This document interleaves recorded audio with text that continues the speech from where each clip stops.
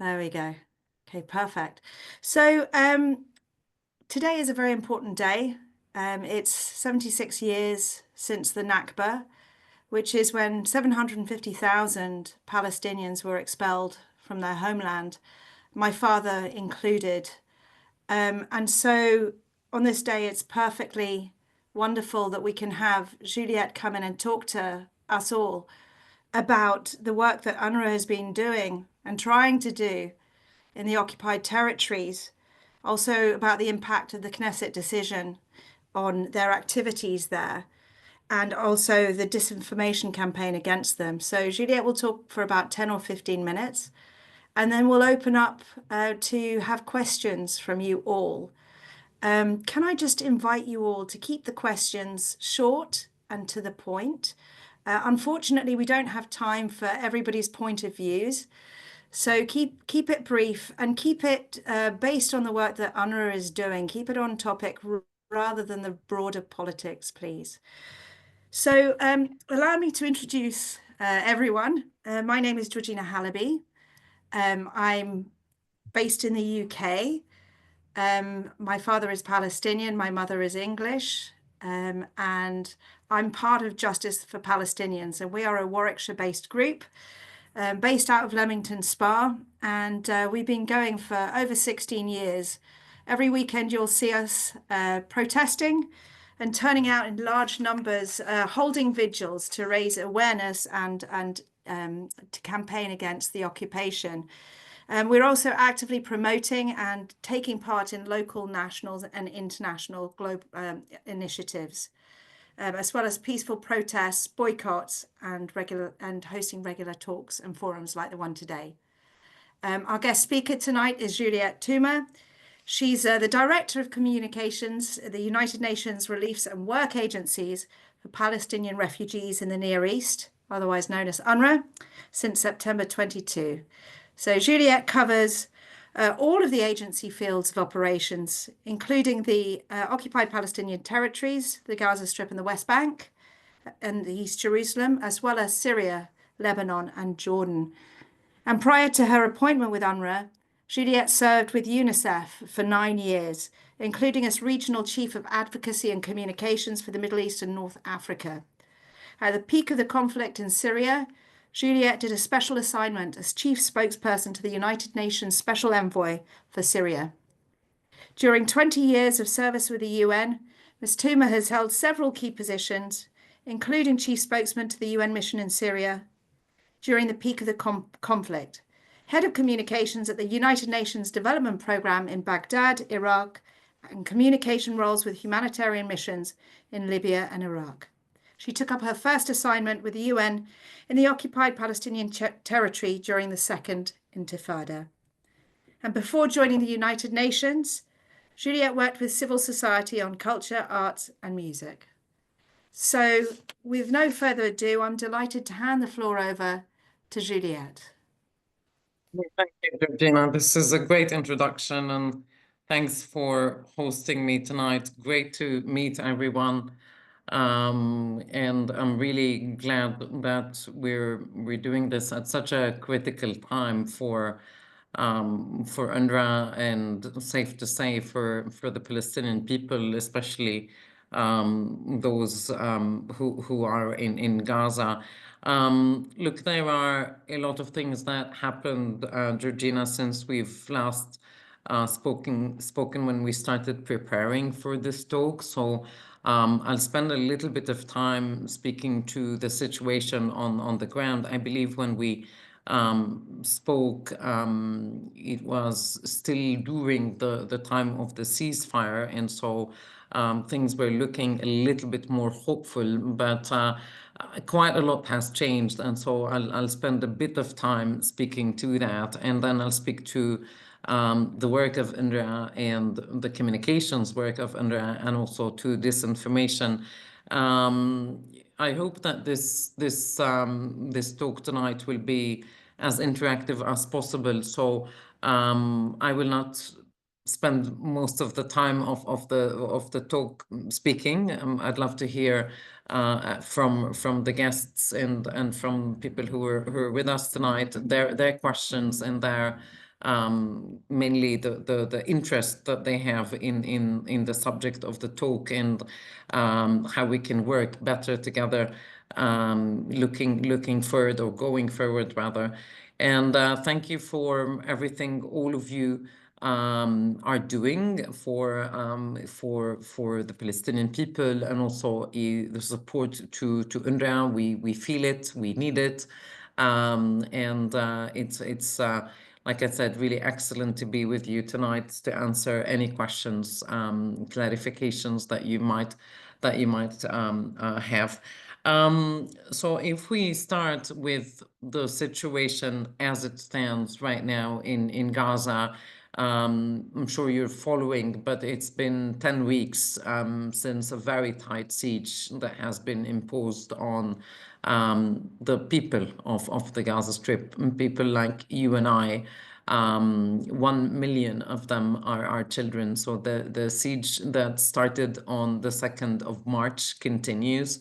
And what this means is that no food is going in, but also there seems to always be this focus on food. It's much more than food. It's hygiene supplies, it's water, it's medicines, it's vaccines for children. And so it's a whole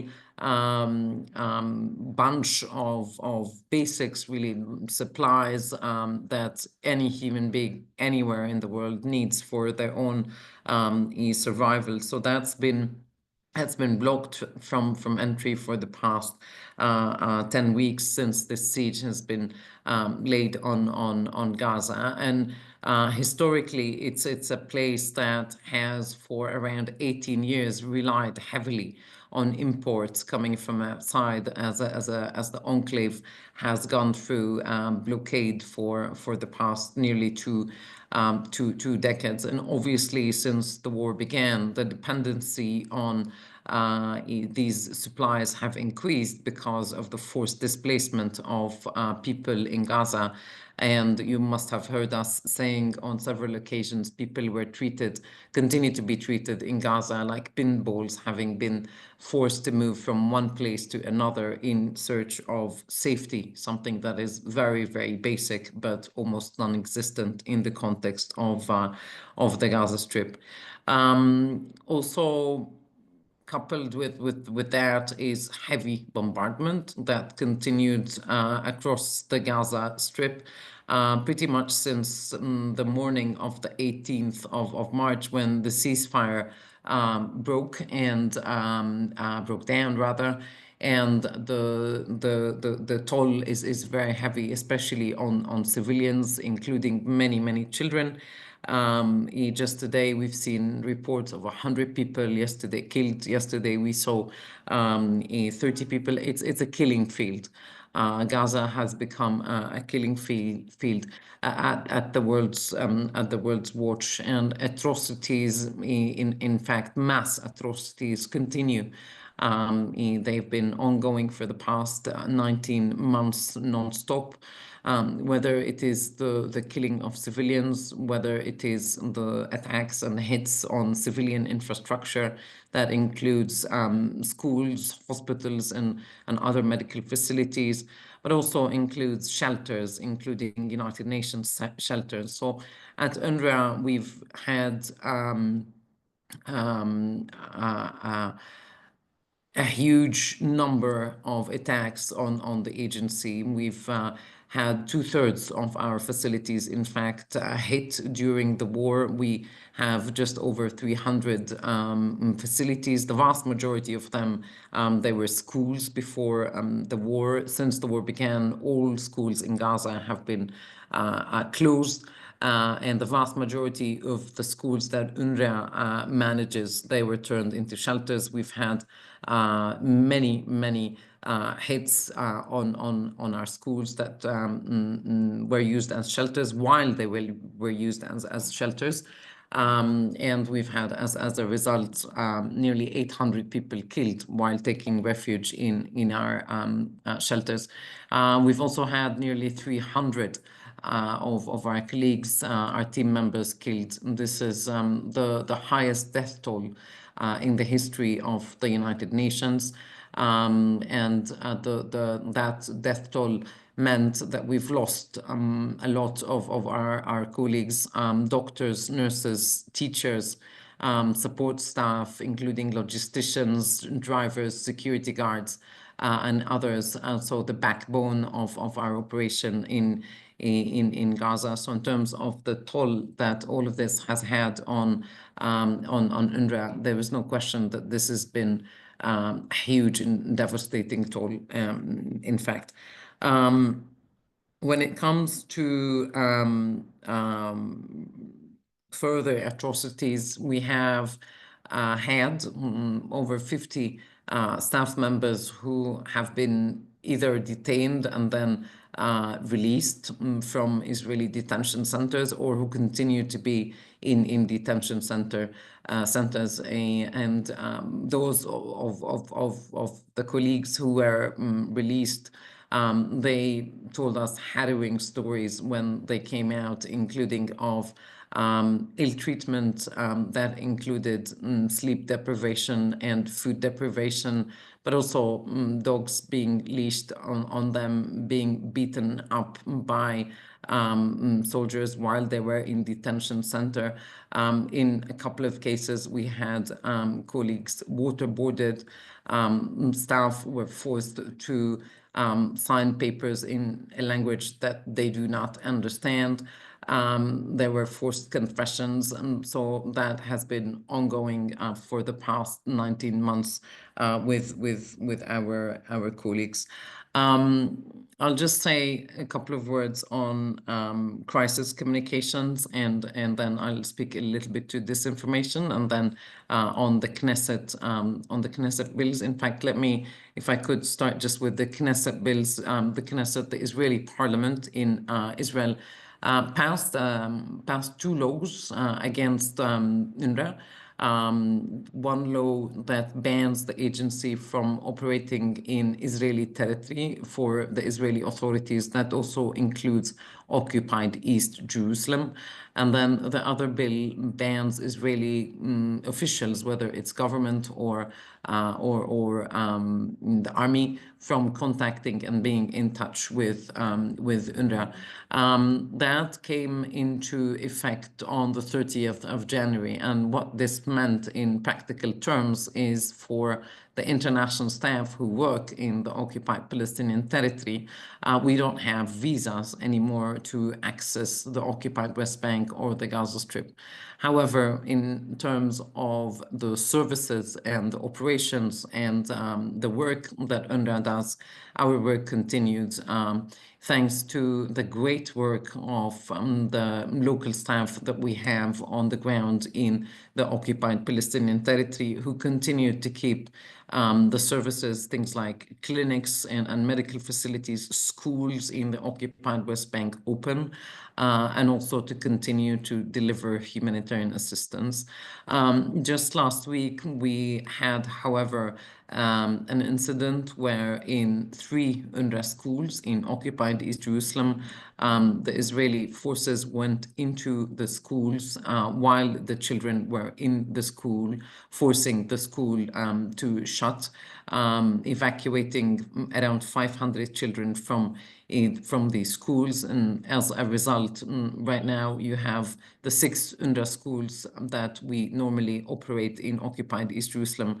They were forced shut, and as a result, 800 children, 800 boys and girls from grade 1 to grade 9 are not in school. And they were just 6 weeks away from finishing their school year. Their fate is hanging in the balance. So that's on the Knesset bill. Despite the ban, despite all these restrictions, our teams are committed to continue and to stay and to deliver to their communities that need them. On crisis communications, you may have been following the work that UNRWA has been doing since the start of the war. We've been out there since the very early days of the war. We always say UNRWA was the first to speak when it comes to the UN and the most to speak. And we continue to do that. And that is part of our mission. It's part of our commitment towards the communities that we serve. It's also a role and a duty to continue to remind the world about what is happening in Gaza, to relay the voice of the people of Gaza. We don't claim at all to be the voice of the people of Gaza. The people of Gaza have their voice. We simply relay the voice, I'm sorry, and then we, of course, speak to the work that UNRWA does. We speak to the humanitarian needs on the ground. And that is something that we continued doing, focusing on the facts, focusing on what's happening on the ground in Gaza. And also from pretty early on in the war, speaking to dehumanization and the need for all of us to rehumanize, the need for empathy towards everyone who's been impacted by this war, whether it's the families of the hostages, whether it is the people themselves in Gaza, whether it is issues like humanitarian access and the siege, whether it is attacks on humanitarian workers, journalists, doctors, the need to think first and foremost about the people and about what is happening to people. So that has been from early on our mission, if you wish, and we've done that through a number of tools and strategies and ways and tactics, which I can speak to if you're interested in more details as we go on during the talk tonight. And perhaps coupled with that is the massive disinformation campaign that the agency UNRWA has been subjected to since early on. In the disinformation has been there since the beginning. It increases and the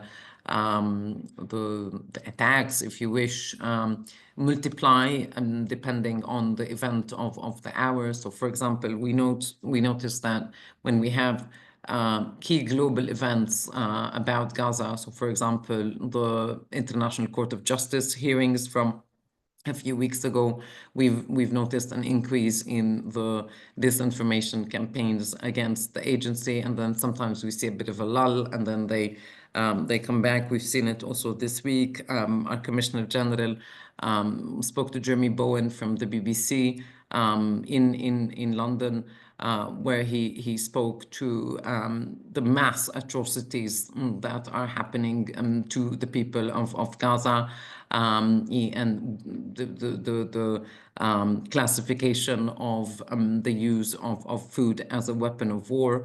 And then he also he spoke to qualifications around genocide, emphasizing that this is something that the International Court of Justice needs to determine.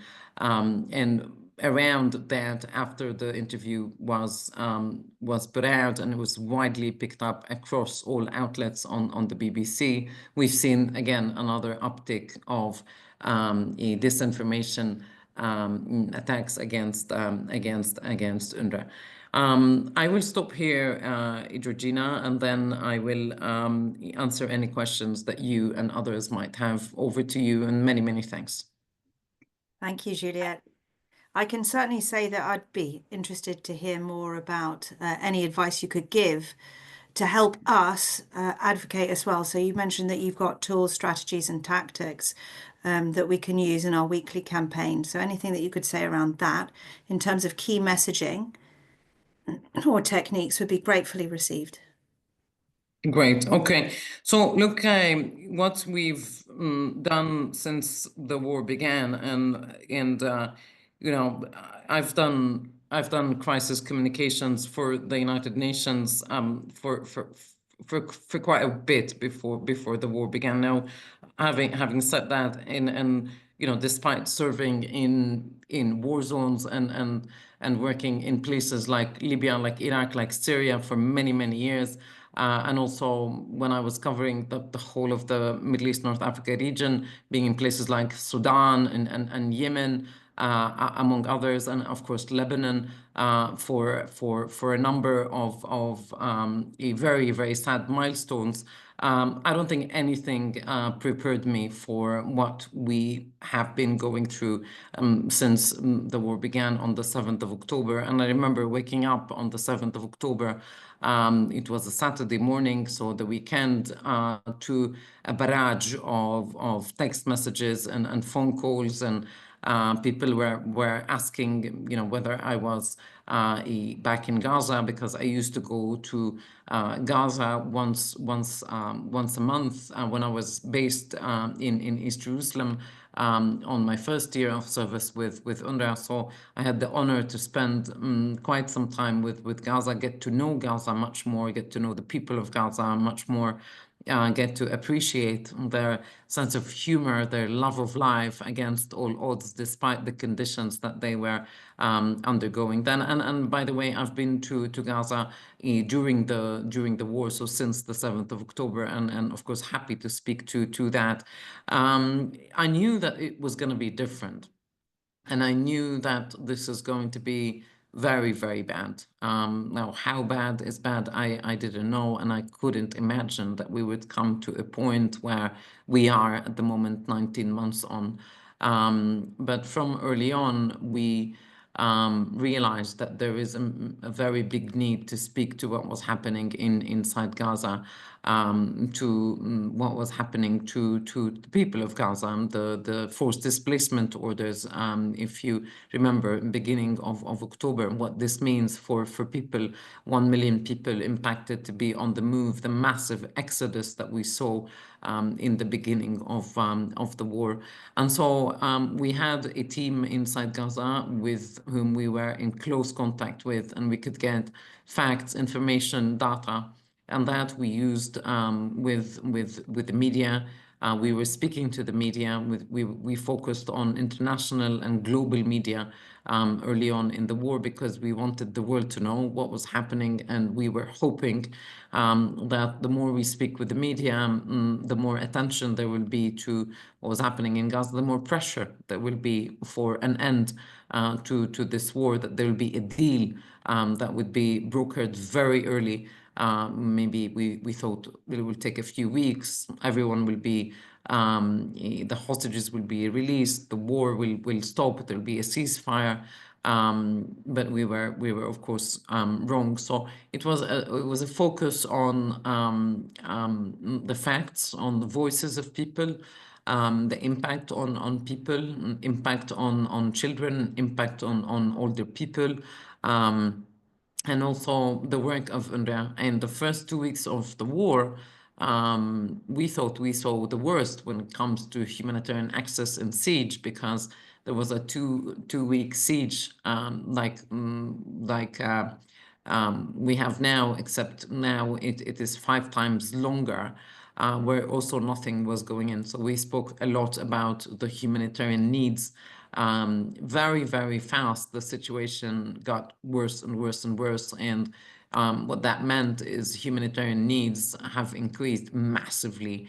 And very, very early on, the dependency of people on humanitarian aid has increased to the extent that in just over 2 or 3 weeks, we've had the entire population of Gaza relying almost entirely on humanitarian handouts. What you can help us with is to speak to the work that UNRWA does inside Gaza. We have information available across the board. We use digital platforms quite a lot. So we are on Twitter, we're on Instagram, we're on Facebook, we're on YouTube. We have a YouTube channel that is very active. All the interviews that we've done since the war began are available there. We have a website. We have on the website, I think, one of the most helpful documents that I use all the time, which is called Claims versus Facts. That is a document that we put together because we were facing and continue to face these claims that continue to come our way. And so we've collected all these claims together, and you'll have each of these claims with the fact under them. So you can download that report, which gets updated, and you can use it in arguments. Basically, it's also a chance for us to say that for none of these claims have the Israelis or the Israeli authorities provided evidence to back these claims. And so they continue to stay as such. They continue to stay claims. And what hasn't helped is the ban that the Israeli authorities have put on international media, on their access to the Gaza Strip, for them to report independently from inside Gaza. There is excellent work that Palestinian journalists who are on the ground, they continue to do. We all know that their words are being questioned, their reporting is being undermined. There is quite a lot of need for international media to go there to support these Palestinian journalists and the work that they've been doing, but also to look into claims that continue to come, whether it is about UNRWA, whether it is about other things, including, for example, the existence of weapons in places like hospitals, tunnels under schools, all those things. This is the job of international journalists, is to go, including diversion of aid to Palestinian armed groups, as a few examples. That's great. Thank you ever so much. We have a question from Matthew Teller. What will be the likely, let me open up the chat. What will be the likely impact of the US and Israel's attempt to use private companies to deliver aid in Gaza instead of UNRWA? So thank you, Matthew, and thanks for being here tonight. I'm sure you probably all know, but Matthew and I worked on a very good project, if I can say that, a Daybreak on Gaza, a book that he and another friend, Mahmoud, he put together, and I supported them with another friend. And the book has seen the light, and I believe Matthew has spoken to you about the book, which continues to get traction and to sell around the world. So great that Matthew is here. It's a great question. We don't know much about this plan that you refer to. We get bits and pieces here and there. Neither the American government nor the Israeli government speak to UNRWA. The agency was defunded by first funding from the United States to UNRWA was suspended last year in January. When President Trump took office, he decided to defund the agency, meaning to stop funding into the agency. And since the passing of the Knesset bill, there has been no contact with the government of Israel or the army with UNRWA. So we don't know much about this plan. We read about it in the media. We get friendly journalists sending us press releases about it. And I think the UN's position overall on this plan has been very clear, is that it is against the principles that we operate under. And from an operational point of view, what we say is, why fix something if it's not broken? There is a system in place inside Gaza, a very large humanitarian operation that is on the ground in Gaza. Just recently, until the siege was put in place, we've been able, in the UN, under the leadership of UNRWA, we've been able to bring in and distribute every day 600 trucks of supplies. That includes not only food, but medicines, vaccines, hygiene supplies, water, a fuel also for including for hospitals. So there is a system in place that is working, that is led by UNRWA. So why fix something if it's not broken? So we're going to have to basically, sad to say, wait and see how this thing is going to work. And we keep pushing for lifting the siege and for allowing UNRWA and other UN agencies to do our work. That's what we're asking. And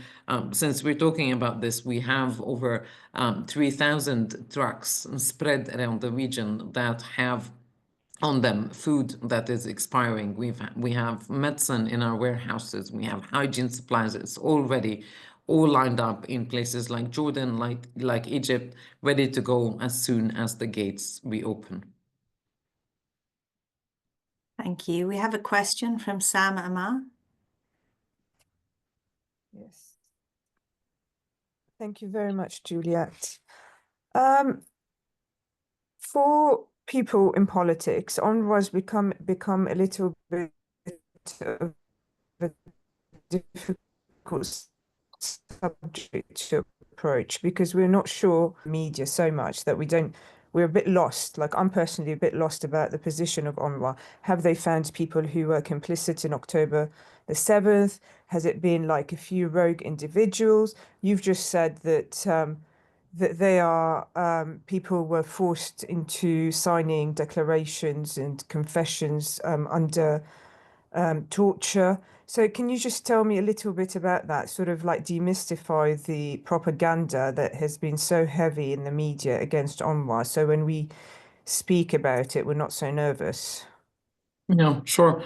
No, I appreciate it, and you're absolutely right. It's extremely confusing to the general public, and I think also, Sam, this is part of an overall distraction strategy that has been put in place, not only about UNRWA, but about other issues, other organizations, a distraction from what is happening right now in Gaza.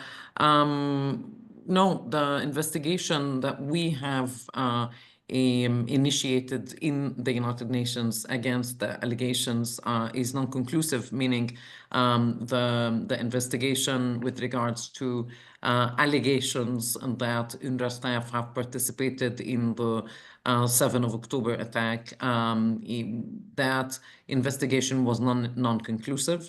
The evidence that was provided by the Israelis was never corroborated, never authenticated. So this meant that you cannot determine that any of these allegations were backed by evidence. And so, despite that, what we've done in the case of 9 staff members, we did suspend them.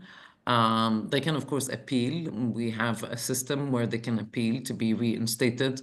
Why we've done that is because of the protection of the reputation of the agency, and because we did not want those allegations to stand in our way to do work in Gaza.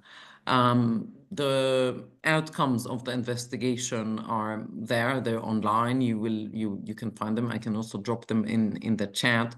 But it was non-conclusive. Now, in general, Sam, overall, it's not just about these allegations. It's about an ongoing, I'd say, series of accusations, of claims against the agency. Hence why I think the report that I mentioned to you, which is on our website, it can be helpful because it will help you have a position overall about UNRWA. And none of these claims that keep coming our way, whether it's the agency is infiltrated with Palestinian armed groups, you have tunnels on your schools or in your schools, you have terrorists who are hiding with in shelters. your schools are being used by Palestinian armed groups. Those allegations, and there are many more.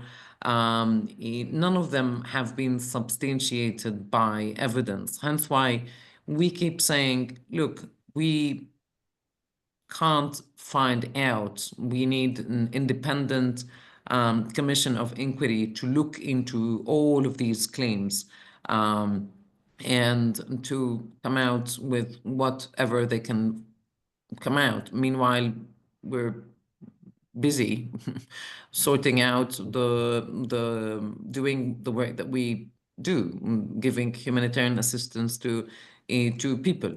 But these claims continue to come our way day in, day out. And like I said, the fact that there's no international journalist on the ground who can go to, school A in Zaytun neighborhood in northern Gaza and look whether there are indeed Palestinian armed groups who are hiding with displaced families. That also doesn't help much.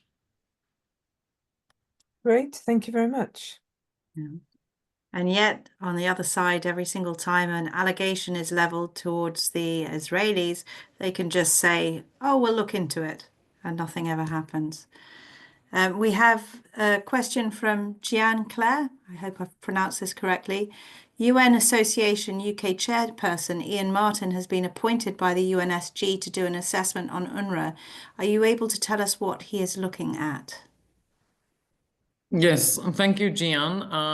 Ian Martin has been appointed indeed by the Secretary General to look at how UNRWA does its work, the challenges that the agency has been facing, not only in the occupied Palestinian territory, most recently because of these Knesset laws, but also in the rest of the region. So that's Jordan, Syria, Lebanon, where we operate, amid a very, very, very deep financial crisis that is likely to deepen and increase as of 1st of July.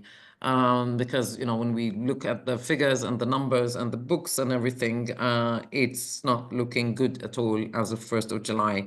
And we are service providers, what we call, because we're the only UN agency that has its own schools, that has its own clinics, and we have staff that are on our payroll.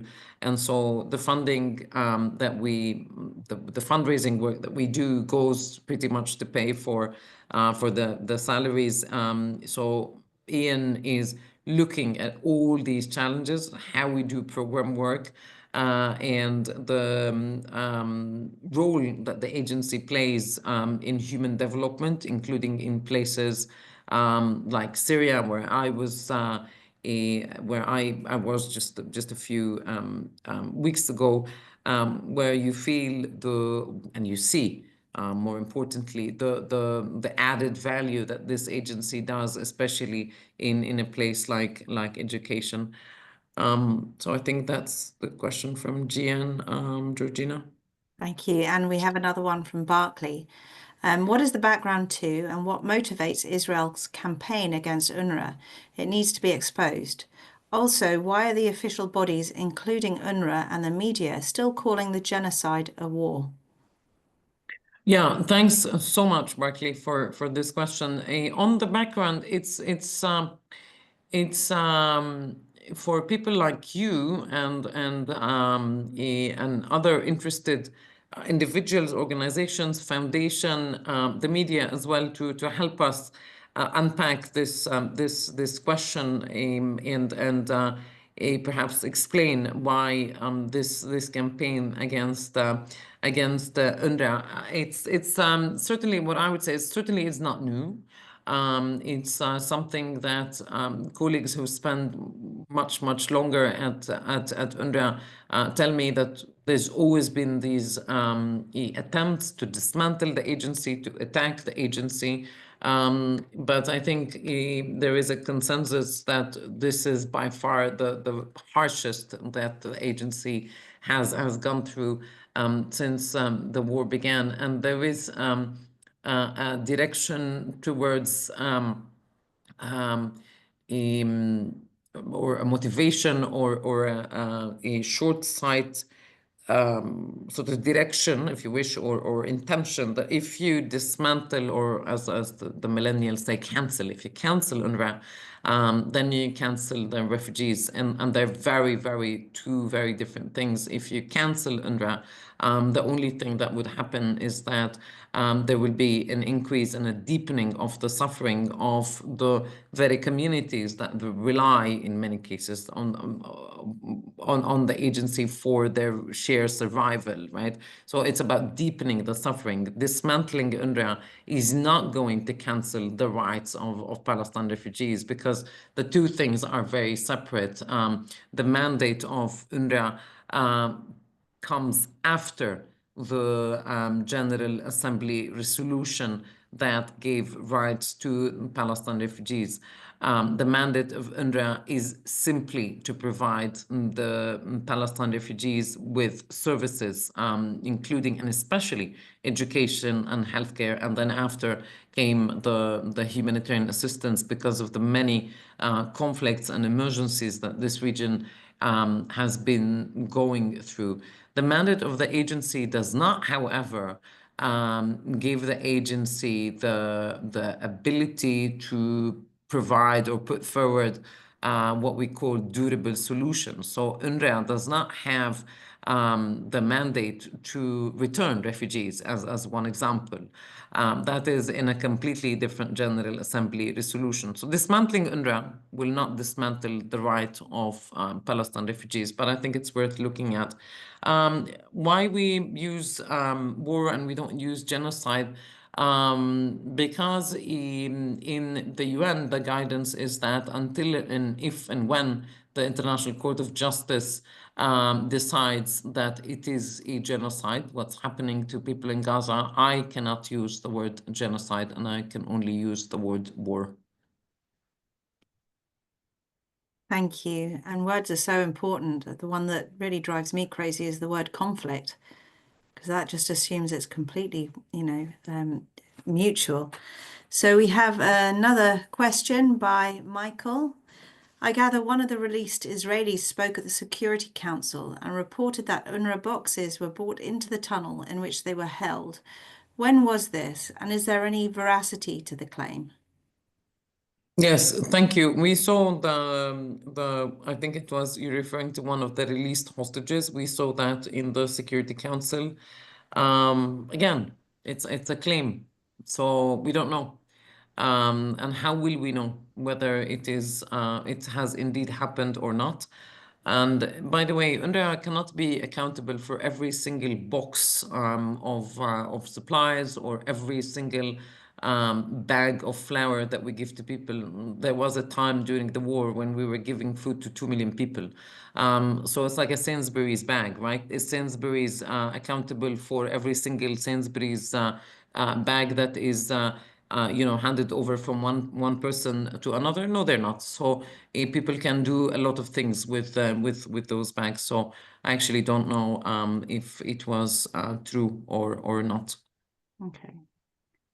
Alan asks, if the IDF control all the crossings, how does UNRWA get any food aid into Gaza since the blockade?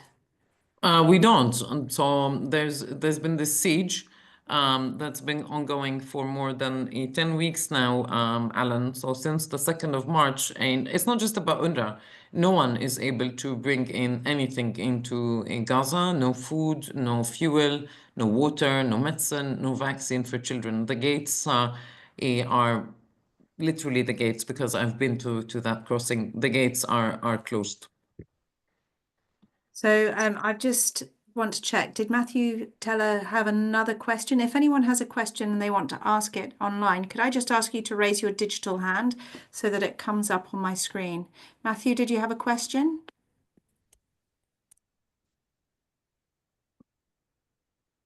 No? Okay. Hi, I'm sorry. I'm just going to unmute myself.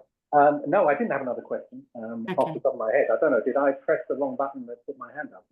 I just got a private message, so that must have been one from earlier. Okay, fine. Oh, sorry. Okay. Okay. But I can ask a question if that's all right. Sure. just to shift the focus slightly away from Gaza, I'm interested in the situation in Syria in particular. Can Juliette, thank you for what you're doing, Juliette, absolutely marvelous, you're brilliant, brilliant at this. What is the situation currently for Palestine refugees in Syria? Is the new Syria government supportive, helpful? Are they allowing UNRWA to operate effectively? Is there a population still? How many people have left Syria? How many people are still in place? Great, thanks for this. So I was in Syria a few weeks ago, just after the fall of the regime, in fact, and I was banned from going to Syria because of my previous job and because of the work that I did with and for the children of Syria. So I was banned from going into the country until the regime fell. So I rushed back to Syria. It's a place that, like Gaza, is very, very close to my heart, and I spent years working inside Syria or outside of Syria, but still on Syria with Syrians, including and especially when I was with UNICEF working with and for Syrian children, including those who became refugees and lived in the neighboring countries. The work of UNRWA in Syria is absolutely remarkable. The first thing that I did is I went straight from the airport to Yarmouk camp, which I'm sure you're familiar with. It's driving into what I imagine Gaza looks right now. It's just kilometers and kilometers and kilometers of huge destruction. Because for many years this camp was being bombed and it became a battlefield in 2 or 3 years after the war began. So you drive through this basically nothing but destruction. Almost every building is bombed. Not one building is standing. In some parts is worse than others. And I was driving with Syrian colleagues Syrian Palestinian colleagues who were living in Yarmouk, who lived in Yarmouk, and for them it was very emotional because they couldn't go back for many years, and this was the first trip back since the fall of the regime. So they were showing me where they used to live, where they used to go to school, and telling me all these stories about how they fled and the losses that they endured, and they all said we would all go back if we can. And then, after all this gray, and it was very cold, and it was raining and cloudy and very very typical day UK weather, if you wish. And then you have this school that is in the middle of the rubble, in the middle of the destruction, state-of-the-art UNRWA school that the agency managed to rebuild just recently, and I think they opened it a couple of years ago. And just adjacent to this is this multi-purpose center where there's a clinic, where there is a playground for children, and it's just like you go in and you're in a sanctuary. And this is where kids go to school, boys and girls, double shifts. And next door you go. I met with the doctors, with the nurses, who get about 400, 500 patients a day. There's a dentist, there's a gynecologist that comes once a week, and it's an absolute sanctuary. When you're in, you are completely protected from what's outside. Going into the playground, the girls were playing basketball to a facade of this beautiful, amazing, pink painted building, and then in the background you have all the destruction, which they still see. But if you look the other way around, you see a school, you see a classroom, you see your future. And we know from speaking to people, they said we came back to Yarmouk because of these services that have reopened, that encouraged us to come back and to rebuild Slowly, some people live in a small room of whatever is remained of their homes, right? And they're rebuilding slowly. With the current government, we have no issues. We have continued to deliver with no interruption. We've had the clashes, the sectarian clashes that happened just a few weeks ago. They happened to be very close to one of the Palestine refugees where we work, so we had to suspend just for a few days because of the sectarian clashes that happened.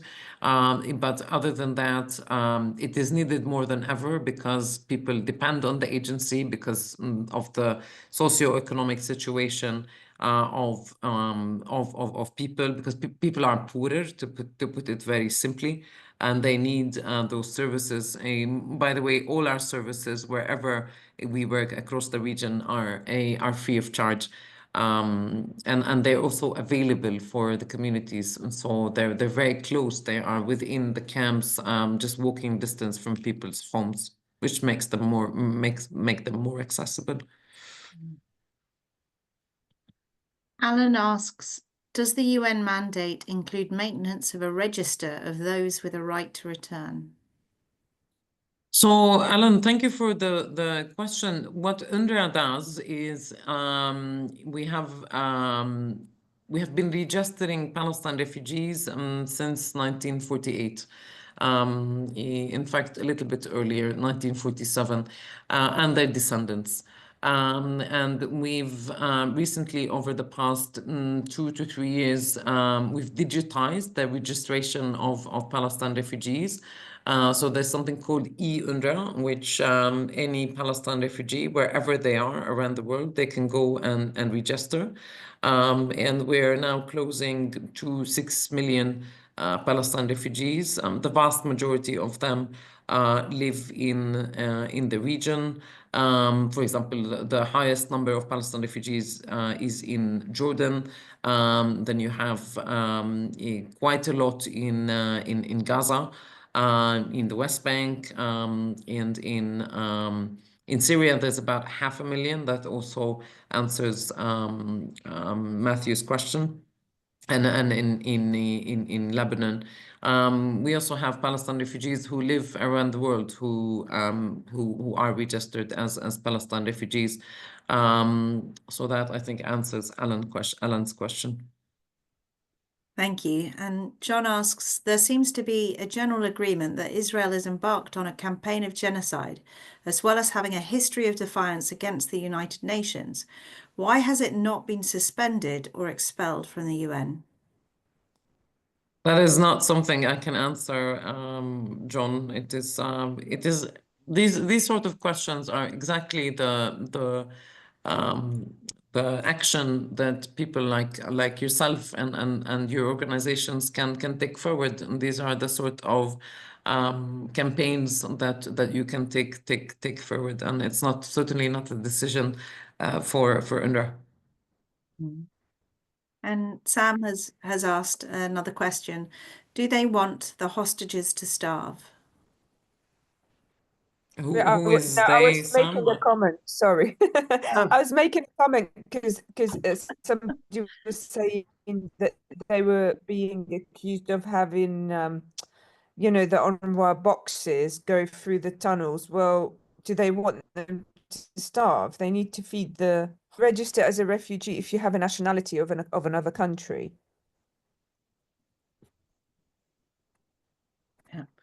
So noted, that was just a comment. As I'm reading through the questions, sorry, that came up. Thank you, Sam. Michael asks, is there any idea about the expected time span for the ICJ report? That I don't know, actually, Michael. I don't have information on that. Okay. Anthony asks, with Israel expanding occupations in Syria and Lebanon, are they in Palestinian refugee areas or hindering access for the UNRWA in those countries?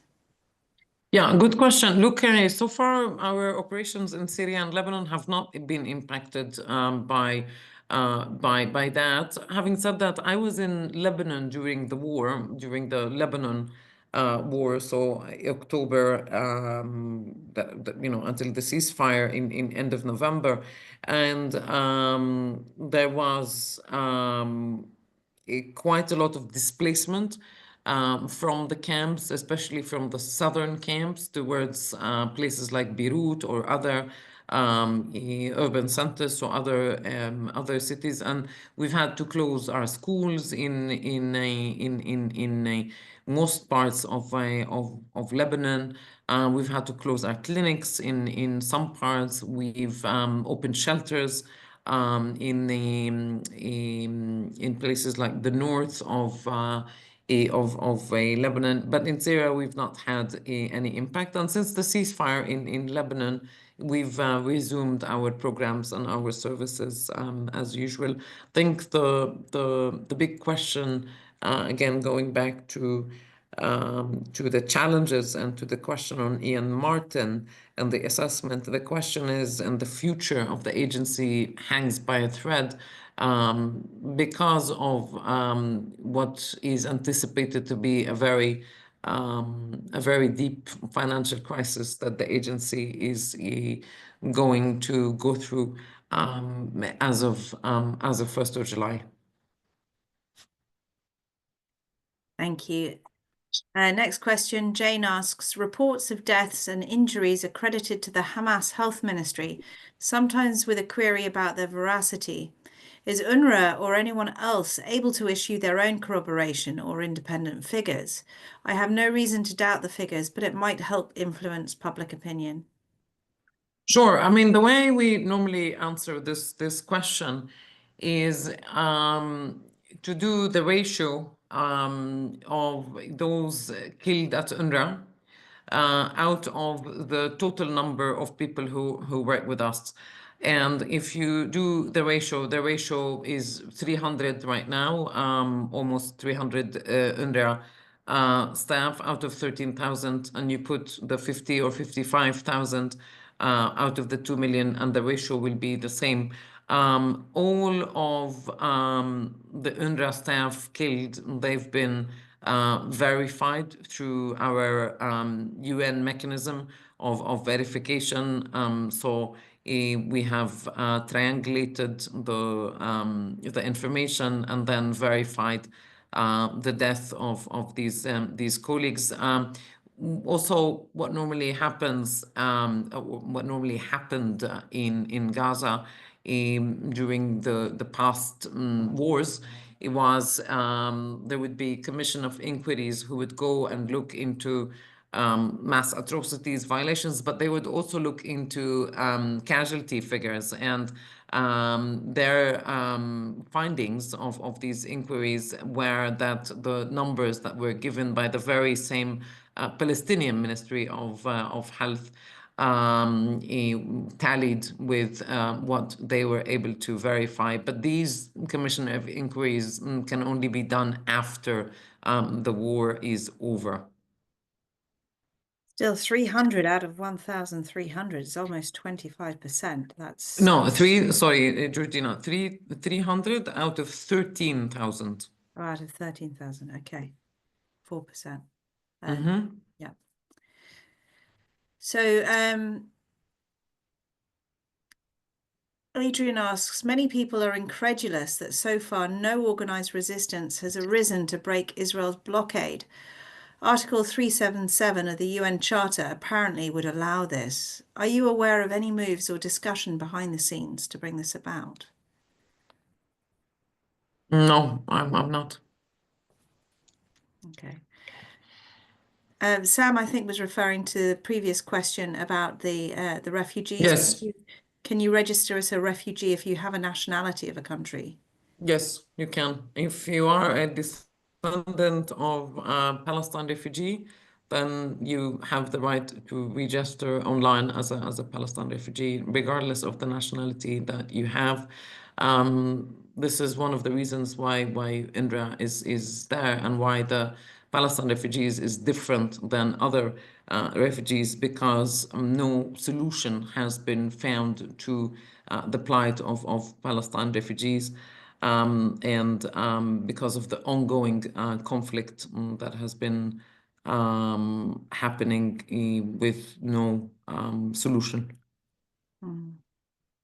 Next one, I think, is a comment by Alan, with reference to the box that was found in the tunnel. Might a tunnel be a wise place to store a perishable food if you have no access to refrigeration? Good point. Barclay asks, would you like to comment on the relationship between UNRWA and the USA/Trump? Sure. I mean, there's no relationship at the moment. Like I said, I mean, the United States has been the largest donor to the agency throughout history. It was giving on average $350 to $400 million a year, whether it is to the day-to-day operations, so to pay salaries for the teachers, doctors, nurses, but also to pay for the humanitarian work that the agency continued to do even before the war in Gaza. Under the first tenure of President Trump, there was a defunding to the agency for about 4 or 5 years. And then when the Biden administration took office, they renewed the funding to the agency. And right now we're completely defunded, which leaves the agency obviously in a very, very peculiar situation on the finances side. Thank you, Juliette. We've got about another 10 minutes. If there are any other questions, please drop them in the chat or raise your hands digitally.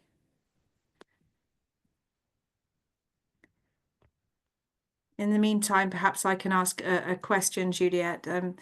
In terms of how you and the other UNRWA staff are coping with this sort of sustained work that you're doing, how are you holding up? And yeah, how are you holding up? Well, this is a question that I try to avoid answering. Okay, we'll rewind that and I shan't ask. It's I mean, it's thanks to people like you. It's thanks to people like Matthew. It's the solidarity and the support that we are getting, but it's also the teams that we have in Gaza. Their determination, their love of life. They teach us life, and they give us energy, and they make all of us should make all of us humble. They also make us appreciate the very, very little things that we all take for granted. You know, spending time in Gaza, and I had the luxury to go in but step out again. Not being able to wash, as an example, was and until today, every morning when I step in the shower, I just think about how wonderful it is to have hot water and get out of the shower and wrap a towel around me, and how much I missed that when I was in Gaza. And things like soap or food on the table, or those very, very basic things that make us all, that we've taken for granted, that for the people of Gaza are huge when we put our heads on the pillow and and it's all cozy and warm. We think about the people of Gaza, and I think Matthew might subscribe. I think the most telling poem about this phase, this horror that we're all going through, is Think of Others. If you've not read it, Mahmoud Darwish, Think of Others, just sums it up. I read that quite often, and I think also reading poetry has helped a lot during this war. I'm really hearing the humanity in humanitarian here, Juliette. We have another question by John relating to the registration of refugees. Do the offspring of Palestinian refugees also have refugee status? And if so, will this continue to further generations ad infinitum? Yes, they do. So the children of refugees, by the way, this is also another myth that we gotta bust together. Children of any refugee are refugees. For example, we spoke a lot about Syria. So the children of Syrian refugees who were born outside of Syria to parents who were registered as refugees are also refugees. You've had refugee crises or status or situations of concern, what we call in the UN, in places like Afghanistan or in places like Somalia or other parts, or the Sahrawis who are between Algeria and Morocco. They've been refugees, and status of refugees have been passed on for decades on end. So there is nothing special or particular about the Palestinian refugees or the Palestinian people when it comes to that front. And on that subject, Alan asks, is the maintenance of the register a big reason why Israel wants to dismantle UNRWA, in your opinion? Like I said, probably one of the big reasons is to if you cancel UNRWA, you cancel the refugees, which is first of all legally incorrect, but also it is short-sighted. The rights of Palestine refugees are protected by General Assembly Resolution number 194, which predates the existence of the agency, which is in accordance with General Assembly Resolution 302. They're very, very different. So if UNRWA closes down, if UNRWA shuts down, the status of Palestinian refugees will be protected by another General Assembly resolution. Thank you. I can see Sam's hand is up. So just to go back to the funding, so the Yes. US cut funding totally. Have you been able to make the monies up from funding from other countries? Okay, so this is great because of all of you, in the sense that we've had great surprises during the past 19 months. It wasn't just the US that stopped funding us. On the morning of, I think it was 27th of January last year, after we ourselves put out the statement on the allegations that came our way from the Israelis about the participation in the 7th of October. In 48 hours, we had 16 countries suspending the funding to UNRWA, including the United Kingdom. 16 countries, including some of our largest donors, including the largest donor. And since then, they've all come back, bar the United States. Also because of the investigation that we've done, also because of this independent review that we've done, also because of the fact that the investigation was inconclusive, like I told you earlier, Sam. Also because of the role that the agency continues to play in Gaza, because the humanitarian situation continued to get from bad to worse. But we've had, on the surprises part, we've had a number of countries who were never donors to UNRWA who came forward, including, for example, countries like Portugal, who used to give very small contributions to the agency and then suddenly gave us 10 million euros. We've had countries who decided to double their contributions to the agency, for example, Norway, Spain, Ireland.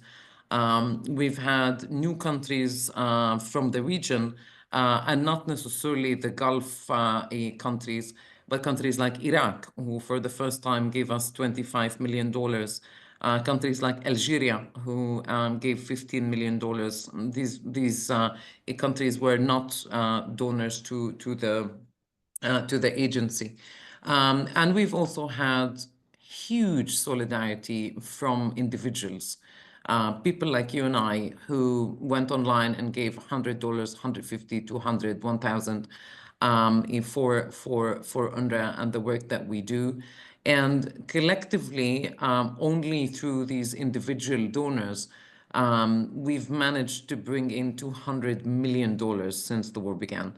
And that is half of the funding that we get from the US. Now, are we able to do this again? I don't know. I have no a sort of crystal ball. Has it been a struggle? It has been like pushing a ball uphill, I tell you, because of lack of any ability to have visibility on your accounts. And so it's very much, I would say it's a hand-to-mouth approach, quite literally. And how it's going to look after 1st of July. I mean, today we had a briefing on the finances. It is very likely that it's going to be very grim. Now, what it means in real sort of terms is that the agency is going to have to make very, very difficult decisions. So if we don't get the funding, I don't know if the schools were open after the summer break, the schools in Lebanon, Jordan, West Bank, etc. Are we able to keep the salaries for our frontline workers in Gaza? I really don't know. And so, yeah, and meanwhile, there's a lot of money that is spent on many other things, including what we saw this week. And it's not a lot of money we actually need. It's about, give or take, 200 million that could keep the agency going from now until end of the year, for both operational costs, so to pay for our service providers, but also to continue humanitarian operations in a place like Gaza, but also in a place like Syria, in a place like Lebanon, where we have a humanitarian component of our work. You don't get any money from the Gulf countries? They're not interested? From the UAE, we have not received any funding since the war began. Saudi Arabia gave us a funding that mainly went to our operation in Gaza. Qatar gave us some money. Sorry, you were cutting up. Sorry, you were cutting up. Say again, Sam? You were cutting up. How much from Saudi? From Saudi, we got last year 40 million for Gaza, for the humanitarian appeal. From the UAE, we did not get any money. We got some money from Qatar. We got money from Oman. This is also a country that has never given to UNRWA. So they gave us I think $3 or $5 million. We have a breakdown. If it's helpful, I can send you. But bottom line is that countries in the Gulf must give much more. Thank you so much. I'm aware of the time, and I really want to extend our heartfelt thanks to you, Juliette, and your whole team for what you're doing and for coming here tonight. Before we go, I'd just like to quickly hand over to John, who's going to update you about some of the events that we've got coming up, including the book launch that Matthew and Juliette both did. So over to you very quickly, John. And he's dropped some links in the chat here on the right. It's Vicky who's done that, and I think, Vicky, you were going to give the update. Hello, yes, I've just popped the links in the chat. The first event we've got coming up is Matthew Teller at the Waterstones in Leamington. So the link is there to book your tickets. I think it's £5 for a ticket and £18, and that includes a book as well. We also have our email address there, that if you'd like to join our email list to find out all of the upcoming events and join more talks like this, please do. And we keep our Facebook and Instagram up to date too. So I've just dropped them in the chat. Brilliant. And lots of thank yous in the chat as well, Juliette. Can I ask everyone to just come off mic and to say thank you, big thank you out loud to Juliette and UNRWA. Thank you you. so Thank much. you. Thank you. Incredible Thank work. you. Thank Thank you. you so much. Juliette. Thank you, Julia. Thank you. Brilliant. Thanks for coming. Thank you. Bye-bye. Yes. Thanks. Keep up the good work. Bye-bye. Amazing. Thank you. Thank you. Excellent. Thank you. Georgina, Thank Yes. Brilliant. Thank you. Thank you. Georgina, Yes. you're not too far from me. You need to tell me when you have these protests. I'm in Bromsgrove, Worcestershire. Okay. Oh, we keep all of the dates on the social media. It's there. It's Okay. updated really regularly. And also, if you join our I email don't want list, to anything yet. Okay.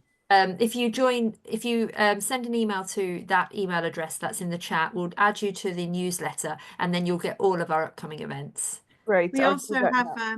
have a WhatsApp group where we amplify all of the international and national initiatives. So any boycotts, any protests, any letters to put pressure. And if you want to join us every week, we're either in Kenilworth or Leamington or Warwick, 11 to 12 every Saturday, holding a vigil essentially for all of the children who've died since 7th of October. So we would love to see you there. See the rest of you. Come and join us. It'll all be on the newsletter. Thank you. Bye-bye. Thank Bye. you. Bye-bye. Bye. Bye-bye. Bye.